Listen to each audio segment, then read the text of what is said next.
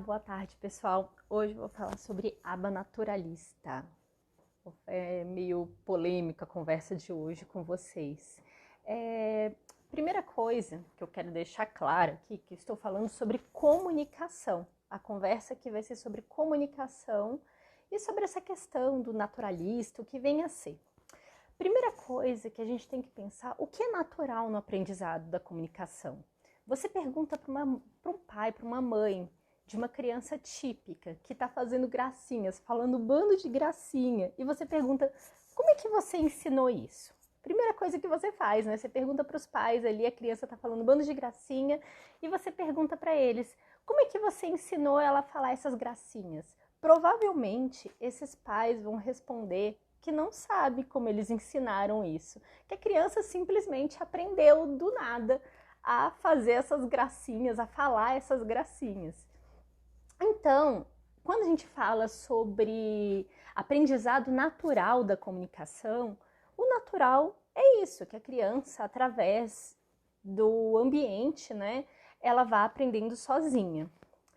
E porque as nossas crianças, muitas das nossas crianças, né, algumas das nossas crianças, elas não fazem isso, elas não aprendem a se comunicar sozinha, porque chega nesse ponto, assim, porque o cérebro, o processamento no cérebro é diferente. A forma que o cérebro funciona das nossas crianças é diferente.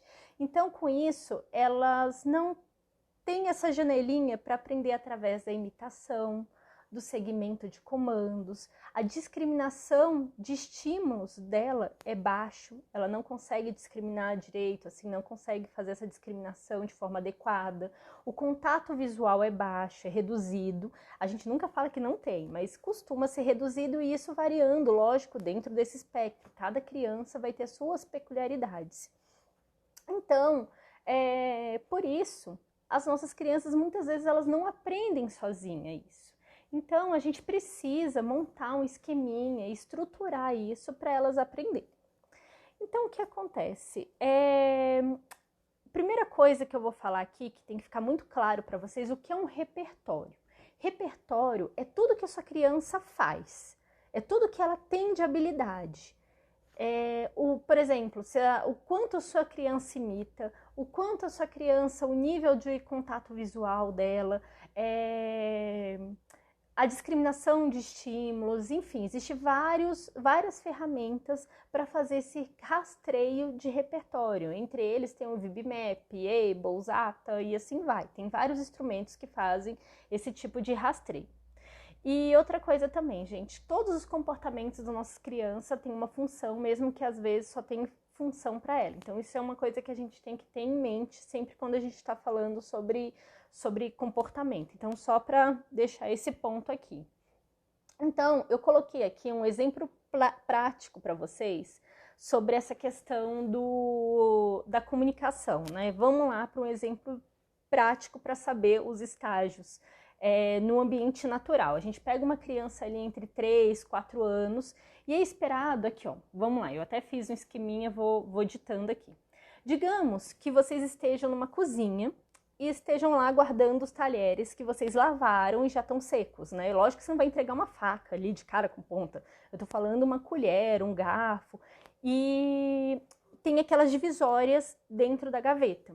Então vamos lá para o primeiro passo, né? Você chega para sua criança e pergunta, primeiro passo, você guarda uma colher na gaveta e depois entrega uma colher para a criança e fala, faça isso. Então, digamos que sua criança, ela fez e depois ela fez mais ali, você fez essa repetição mais 10 vezes e ela fez lá 80%, ótimo, ótimo.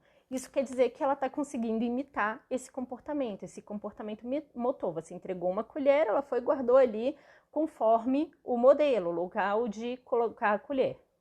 Ela acertou uma vez, outra, então quer dizer que tem que trabalhar aí. A criança, ela colocou a colher no lugar dos garfos. Então, peraí, a gente já tem que ficar meio atento, porque ela não imitou. Ela entendeu que era para colocar ali, ok, ela entendeu que tinha alguma ação, mas ela não fez a discriminação do estímulo para colocar no lugar adequado, que o lugar adequado era para colocar junto com a colher. Outro ponto também, a criança começou, ela não fez e começou a balançar a colher de forma estereotipada. Então, isso daí é outro ponto que a gente tem que considerar também. A criança, então assim, se ela não fez, será que ela entendeu o pedido?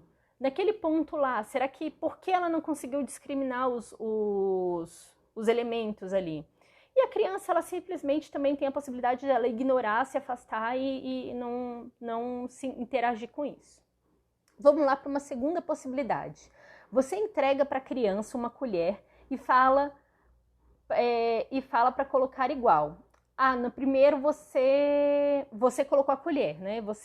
Nesse segundo, você simplesmente vai entregar a colher para a criança sem mostrar o modelo. Ali você não está fazendo igual, fazendo imitação. Você simplesmente ela vai olhar lá os talheres e já vai colocar com igual. Ela não vai estar fazendo o modelo, mas lá na gaveta já vão ter as colheres, os garfos, as facas, enfim. Eu tiraria a faca porque eu morro de medo. Aqui eles saem brincando com faca. Mas a colher, colher grande, colher pequena, garfo grande, garfo pequeno. E a criança foi lá e fez a mesma coisa, coloca ali as possibilidades. A criança acertou quantas vezes, a criança colocou ao contrário. Então, esse tipo de coisa a gente observa. E uma terceira possibilidade, você pede para a criança pegar a colher no meio dos talheres limpos e secos e pede para guardar. Você simplesmente pega a colher e fala, guarda a colher. Qual vai ser a reação da sua criança? Será que ela vai entender já que aquilo é colher? Então, parece uma atividade extremamente simples essa, mas ela não é. Ela é extremamente complexa, porque a criança ela tem que entender o que é colher, ela tem que fazer a discriminação dos objetos, né? Saber o que colher é com colher, garfo é com garfo, entender, por exemplo, nessa última possibilidade que eu dei para vocês, que colher, a palavra, a gente está falando colher, o som, o pareamento do som com aquele objeto colher. E por que isso que eu estou trazendo? É uma atividade que ela pode ser rotineira. É uma atividade que faz parte da casa. Vocês todos os dias vocês guardam colheres, vocês fazem esse pareamento na hora de guardar. Vocês secam, vocês lavam, secam e guardam. E nessas 3 atividades que eu mostrei para vocês, foi trabalhado o segmento de comandos, discriminação de estímulos, imitação, que são todas habilidades comunicativas. E eu sei de antemão, se eu pedisse há um tempo atrás para Aquiles fazer isso, ele não faria, ele iria pegar a colher e sair balançando. Hoje, ele já tem uma frequência um pouco maior de acerto quando eu peço para isso. Então, o que eu quero chegar aqui para vocês? Aba naturalista, ele é um termo que é usado, mas no momento que a gente estrutura uma atividade, ela deixa de ser natural, vamos dizer assim, né? Porque assim, a gente está falando sobre comunicação. O natural esperado é que a criança, ela aprenda por essas vias, imitação, segmento de comandos, pela observação do dia a dia, ela vai aprendendo a se comunicar. Mas com as nossas crianças, a gente tem que estruturar. E aí, eu fiz uma reguinha aqui para vocês, para conseguir explicar de forma um pouco mais didática. Deixa eu ver se eu consigo colocar aqui. Pronto. Eu não sei se vocês estão vendo aqui, ó. Vamos dizer que aqui é a estruturação da intervenção. Essa aqui é a régua da estruturação da intervenção e esse aqui é o repertório de comunicação da criança. Se a criança ela tem um repertório de comunicação muito baixo, tipo essa criança aqui, vamos aqui esse exemplo. A criança ela tem 23 meses, ela tem quase 2 anos, e você faz um repertório, você faz o levantamento do repertório dessa criança. E você vê que o mando dela não pontua, sabe? Ela quase não pontua em nada, a imitação dela não pontua, o ecoico não pontua, o MTS ela já pontua um pouco, então talvez no pareamento ela consiga desenvolver um pouco. Mas você vê que ela quase não pontua. Então, o que é esperado dessa criança? Que a gente tenha que estruturar um pouco mais. Então, esse daqui é o repertório de comunicação da nossa criança, que ó, ela tá aqui quase não pontuando. Então, a gente vai ter que estruturar um pouco mais Porque ela tem que entender, como eu estava falando lá na atividade da colher, né? De parear a colher na gaveta de talher. Nós esperamos que essa criança, ela pegue a colher e coloque com colher. Quando você fala colher, ela tem que parear o som com o objeto. E olha que complexidade isso. Então a gente começa, quando a criança ela tem aquele repertório que eu mostrei ali para vocês, talvez a gente tenha que começar lá de trás, a ela entender o que é pareamento, fazer emparelhar esses objetos, para depois a gente começar a fazer juntamente, né, e trabalhando a imitação, porque você começa a emparelhando os objetos. Ok, emparelhou, começou a ter acerto. Aí depois você, em cima disso, aproveita a mesma atividade para trabalhar a imitação. Aí você coloca e ela tem que fazer igual o que você fez. Para depois você começar a emparelhar o som. Guarda a colher. Olha, já estou colocando 2 comandos, já é demais. Ela vai entender guarda e colher. Então, colher, aí coloca lá com colher. Por isso que o que eu tô querendo chegar nessa conversa com vocês, é que eu tenho ficado muito, muito preocupada por essa busca muito grande do chamado aba naturalista. Porque quando a gente vai olhar, estudar a ciência aba ela é estruturada. Ela é estruturada, a base dela é toda estruturada. A gente tem que estruturar uma atividade. O que modifica é você estar no ambiente natural da criança, você aproveitar oportunidades do dia a dia com a criança. Isso é muito importante. E essa estrutura dela vai modificar conforme o repertório da criança. Quanto mais essa criança tiver um repertório quanto mais ela tiver um repertório de comunicação bem estruturado, ela souber imitar, ela sabe, por exemplo, fazer imitação, segmento de comandos, toda essa estrutura, tem uma ótima discriminação de estímulos, você vai estruturar menos. Mas aí, por exemplo, o Aquiles, eu tô falando isso com vocês, gente, porque eu me frustrei muito no início da intervenção do Aquiles. Eu via vídeos que eu olhava toda aquela questão, eu vim de uma base de estudo que eu vinha do Montessori, onde você ia, dava toda aquela liberdade para ir a criança escolher a atividade. E quando eu vi meu filho tendo que fazer toda uma atividade estruturada, eu me senti terrível. Eu me senti, nossa, mas meu filho precisa. Ele precisa, porque isso daí vai ser a base para cada vez ele aprender a aprender. Então, primeiro nós tivemos que estruturar bastante para que ele aprendesse a aprender. E tá tudo bem, não tem problema, gente. Eu só fico preocupada porque tem muitas mães que largam as terapias, que veem os terapeutas fazendo toda essa intervenção mais estruturada, e isso não é raro, de chegarem no direct conversando comigo, que estão à beira de largar um terapeuta, porque o terapeuta está estruturando muito e viu na internet que a aba estruturada é ruim, que prejudica o cérebro. E, gente, não é assim. Não é isso. Não é isso. Tudo depende do repertório da sua criança.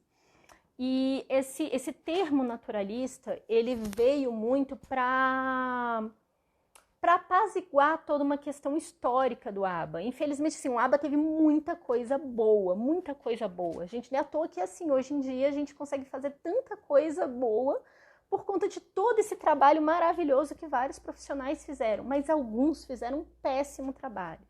Alguns fizeram coisas assim horríveis nessa história, como em qualquer ciência. Como eu já dei um exemplo das bombas, por exemplo. Os mesmos engenheiros que devem ter estudado na mesma sala, estudado junto, uns construíram bombas e outros construíram aparelhos médicos. Porque em aba seria diferente. Aba é a mesma coisa.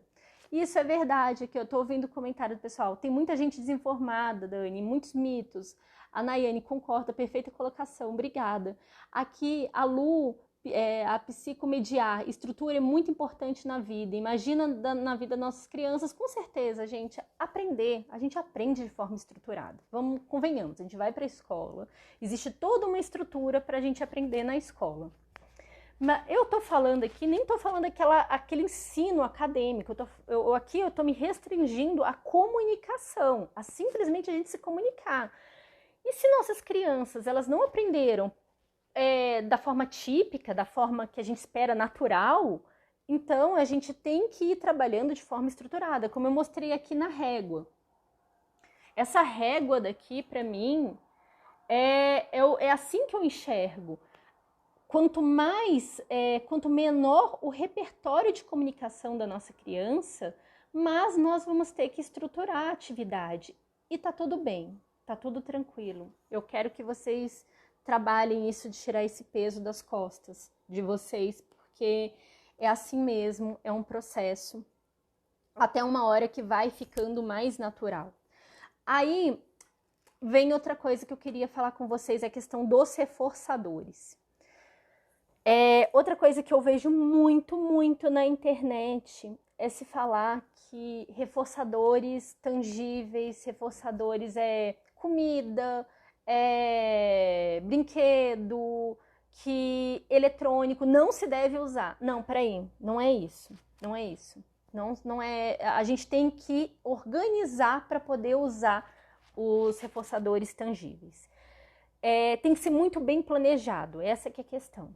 Porque o que acontece? Eu vou dar um exemplo meu, gente, como mãe. Agora eu não estou falando como uma pessoa que estuda sobre aba, que estuda sobre elitismo, eu vou falar agora como mãe com vocês, de mãe para mãe.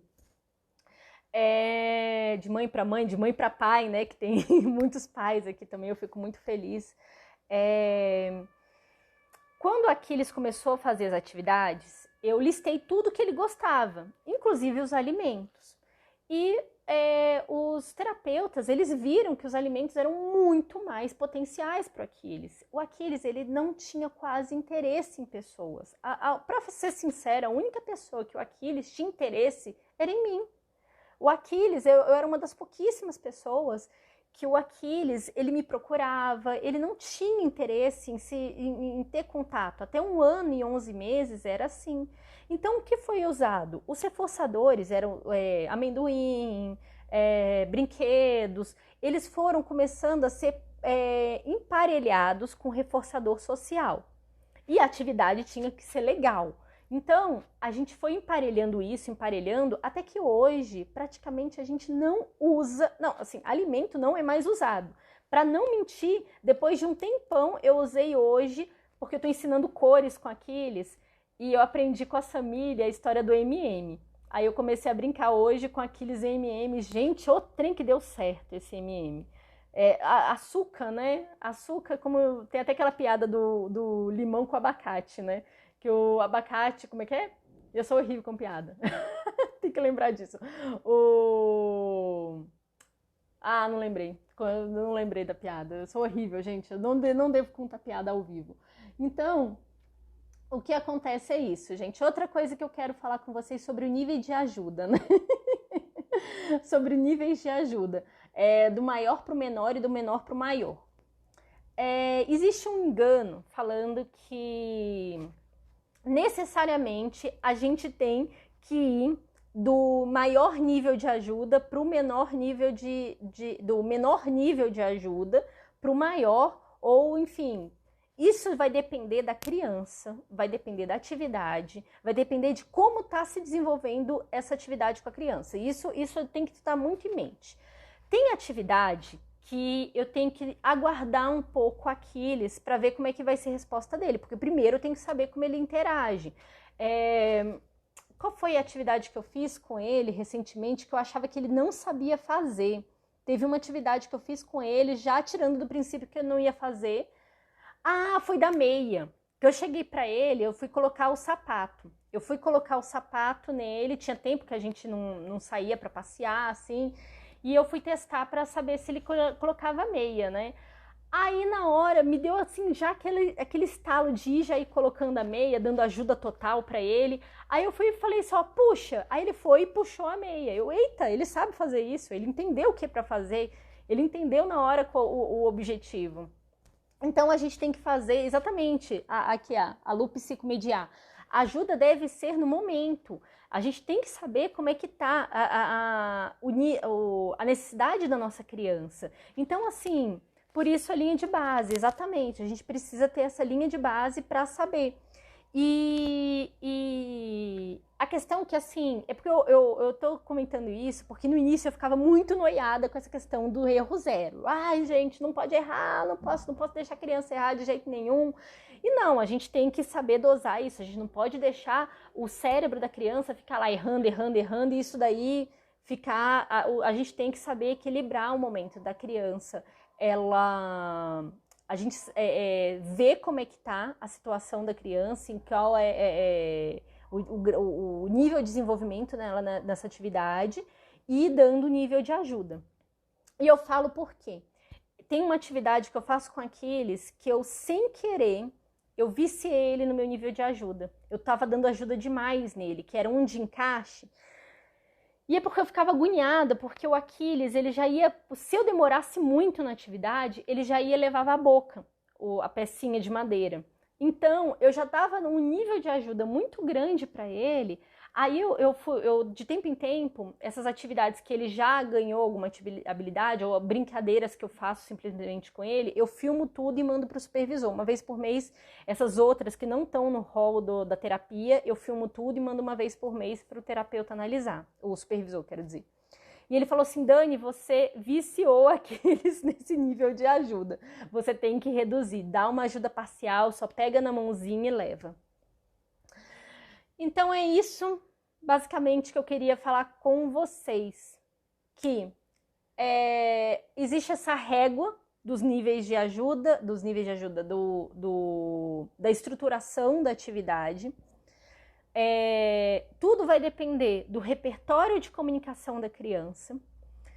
E é para vocês se libertarem um pouco disso, gente. Se liberte um pouco dessa questão de ter que usar alimentos. Só que tudo isso tem que ser muito bem planejado. O uso de alimentos, o uso de eletrônicos, até o reforço social tem que ser bem planejado.